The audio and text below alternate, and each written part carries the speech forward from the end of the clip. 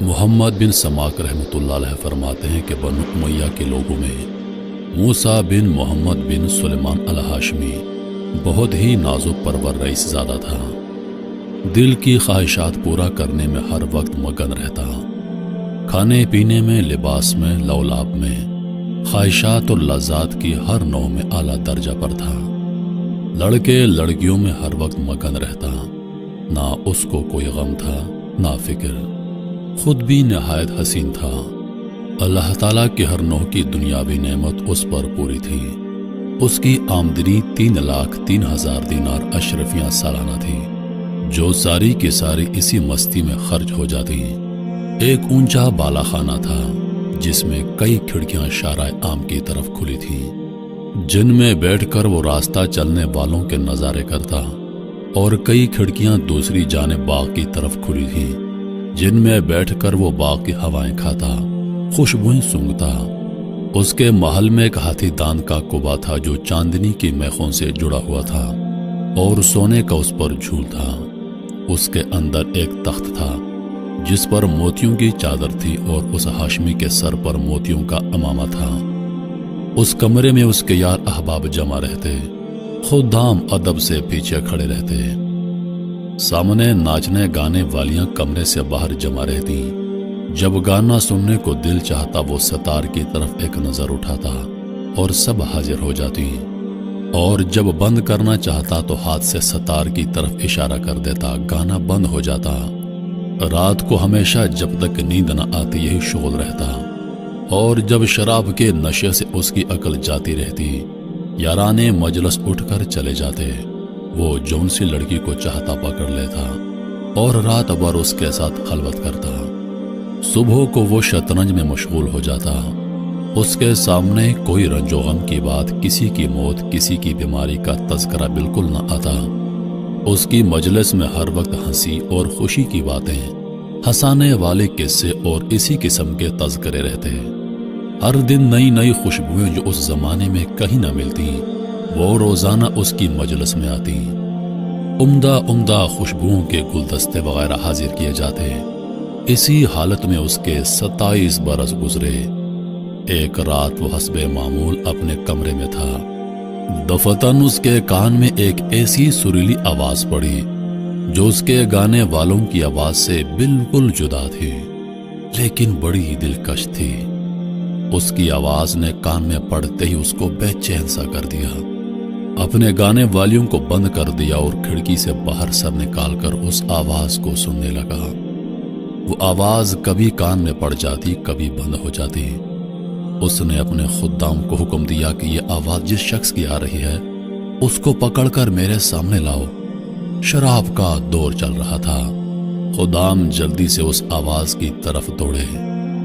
خدام مسجد میں پہنچے جہاں ایک جوان نہایت ضعیف بدن، زرد رنگ، گردن سوکھی ہوئی، ہونٹوں پر خشکی آئی ہوئی، بال بکھرے، پیٹ کمر سے لگا ہوا، دو ایسی چھوٹی چھوٹی لنگیاں اس کے بدن پر کہ ان سے مشکل سے سطر ڈھک سکے، مسجد میں کھڑا اپنے رب کے ساتھ مشغول تلاوت ہے۔ یہ لوگ اس کو پکڑ کر لے گئے، نہ اس سے کچھ کہا نہ بتایا۔ ایک دم اس کو مسجد سے نکال کر وہاں بالا خانہ پر لے جا کر اس کے سامنے پیش کر دیا۔ حضور، بندہ حاضر ہے۔ وہ شراب کے نشے میں کہنے لگا، یہ شخص کون ہے؟ انہوں نے عرض کیا، حضور وہی شخص ہے جس کی آواز آپ نے سنی تھی۔ اس نے پوچھا کہ تم اس کو کہاں سے لائے ہو؟ کہنے لگے، حضور مسجد میں کھڑا قرآن شریف پڑھ رہا تھا۔ اس رئیس نے اس نوجوان سے پوچھا کہ تم کیا پڑھ رہے تھے؟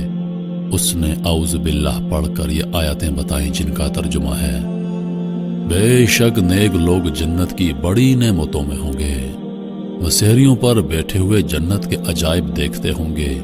اے مخاطب، تو ان کے چہروں پر نعمتوں کی شادابی، سرسبزی محسوس کرے گا، اور ان کے پینے کے لیے خالص شراب ہوگی جس پر مشک کی مہر ملے گی۔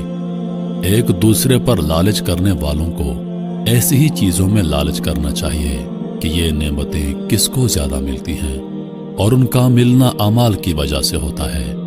اس لیے ان اعمال میں لالچ کرنا چاہیے جن سے یہ نعمتیں حاصل ہوں، اور اس شراب کی آمیزش تسنیم کے پانی سے ہوگی شراب میں کوئی چیز ملائی جاتی ہے تو اس سے اس کا جوش زیادہ ہو جاتا ہے، اور وہ تسنیم جنت کا ایک ایسا چشمہ ہے جس سے مقرب لوگ پانی پیتے ہیں، یعنی اس چشمے کا پانی مقرب لوگوں کو تو خالص ملے گا، اور نیک لوگوں کو شراب میں اس میں سے تھوڑا سا ملا دیا جائے گا۔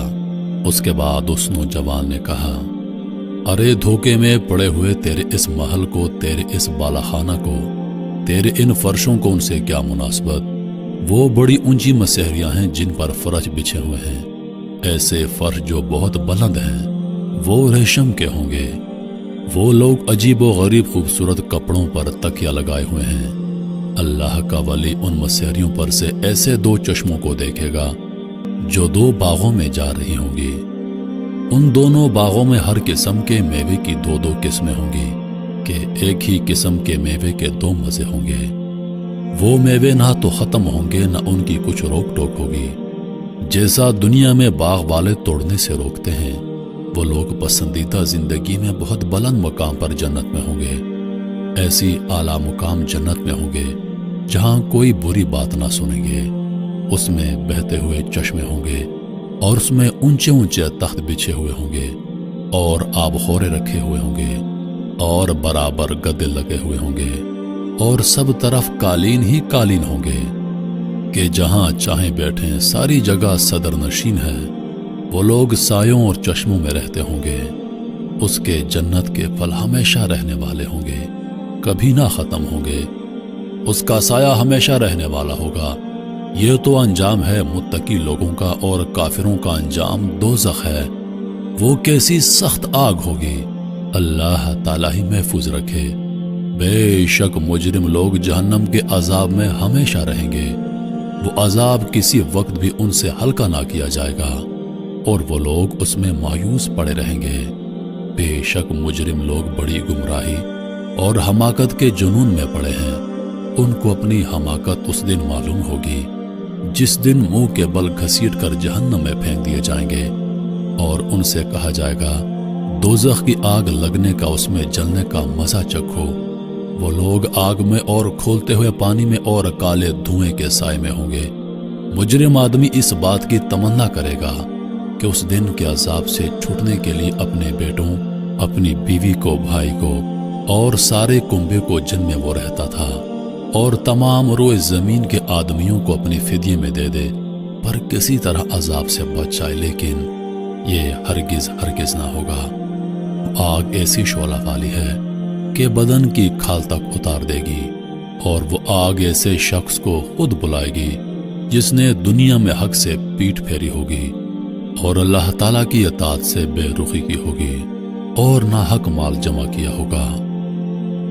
وہ ہاشمی رئیس فقیر کا کلام سن کر اپنی جگہ سے اٹھا، اور فقیر سے گلے رکھ کر خوب چلا کر رویا، اور اپنے سب اہل مجلس کو کہہ دیا کہ تم سب چلے جاؤ، اور فقیر کو ساتھ لے کر صحن میں گیا، اور ایک بوریے پر بیٹھ گیا، اور اپنی جوانی پر نوحہ کرتا رہا، اپنی حالت پر روتا رہا، اور فقیر اس کو نصیحت کرتا رہا یہاں تک کہ صبح ہو گئی۔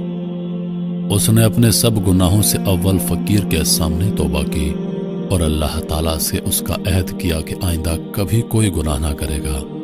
پھر دوبارہ دن میں سارے مجمع کے سامنے توبہ کی، اور مسجد کا کونا سنبھال کر اللہ کی عبادت میں مشغول ہو گیا، اور اپنا سارا ساز و سامان، مال و متاع سب کچھ فروخت کر کے صدقہ کر دیا، اور تمام نوکروں کو موقوف کر دیا، اور جتنی چیزیں ظلم و ستم سے لی تھیں سب اہل حقوق کو واپس کی۔ غلام اور باندیوں میں سے بہت سے آزاد کیے، اور بہت سے فروخت کر کے ان کی قیمت صدقہ کر دی، اور موٹا لباس اور جو کی روٹی اختیار کی۔ تمام رات نماز پڑھتا، دن کو روزہ رکھتا، تاکہ بزرگ اور نیک لوگ اس کے پاس زیارت کو آنے لگے۔ اور اتنا مجاہدہ اس نے شروع کر دیا کہ لوگ اس کو اپنے حال پر رحم کھانے اور مشقت میں کمی کرنے کی فرمائش کرتے، اور اس کو سمجھاتے کہ اللہ تعالیٰ بہت کریم ہے، وہ تھوڑی محنت پر بہت زیادہ اجر عطا فرمائے گا۔ مگر وہ کہتا کہ دوستو، میرا حال مجھے کو معلوم ہے، میں نے اپنے مولا کی رات دن نافرمانیاں کی ہیں، بڑے سخت سخت گناہ کیے ہیں۔ یہ کہہ کر وہ رونے لگتا اور خوب روتا۔ उसी हालत में नंगे पांव पैदल हज को गया। एक मोटा कपड़ा बदन पर था, एक प्याला और एक थैला सिर्फ साथ था। उसी हालत में मक्का मुकरमा पहुंचा और हज के बाद वहीं कयाम कर लिया। वहीं उनका इंतकाल हुआ। मक्का के कयाम में रात को हतीम में जाकर खूब रोता और गिड़गिड़ाता और कहता, मेरे मौला, मेरी कितनी खलबतें ऐसी गुजर गईं जिनमें मैंने तेरा ख्याल भी ना किया। मैंने कितने बड़े बड़े गुनाहों से तेरा मुकाबला किया। मेरे मौला, मेरी नेकियां सारी जाती रहीं, कुछ भी ना कमाया और मेरे गुनाह मेरे साथ रह गए। हलाकत है मेरे लिए उस दिन जिस दिन तुझसे मुलाकात होगी। जिस दिन मरने के बाद मेरे लिए हलाकत पर हलाकत है, यानी बहुत ज्यादा हलाकत। उस दिन जिस दिन मेरे अमाल नामे खोले जाएंगे, आह मेरी रसवाइयों से भरे हुए होंगे, वो मेरे गुनाहों से पुर होंगे। बल्कि तेरी नाराजगी से मुझ पर हलाकत उतर चुकी है और तेरा ताब मुझ पर हलाकत है, जो तेरे इन एहसानों पर होगा जो हमेशा तूने मुझ पर किए, और तेरी उन नेमतों पर होगा जिनका हमेशा मैंने गुनाहों से मुकाबला किया और मेरी सारी हरकतों को तू देख रहा था। मेरे आका, तेरे सिवा मेरा कौन सा ठिकाना है जहां भागकर चला जाऊं? तेरे सिवा कौन ऐसा है जिससे इल्तिजा करूं? तेरे सिवा कौन है जिस पर किसी किस्म का भरोसा करूं? मेरे आका, मैं इस काबिल हरगिज नहीं हूं कि तुझसे जन्नत का सवाल करूं। अलबत्ता महज तेरे करम से, तेरी अता से, तेरे फजल से उसकी तमन्ना करता हूं कि तू मुझ पर रहम फरमा और मेरे गुनाहों को माफ कर दे। मेरे मोहतरम अजीज दोस्तों, यह था एक ऐसा सच्चा किस्सा, एक ऐसे नौजवान का किस्सा जिसने गुनाहों को तर्क कर दिया और अल्लाह के रास्ते पर चल पड़ा। जब उसने अल्लाह के रास्ते को अपनाया तो अपने वक्त का वली बन गया। मेरे मोहतरम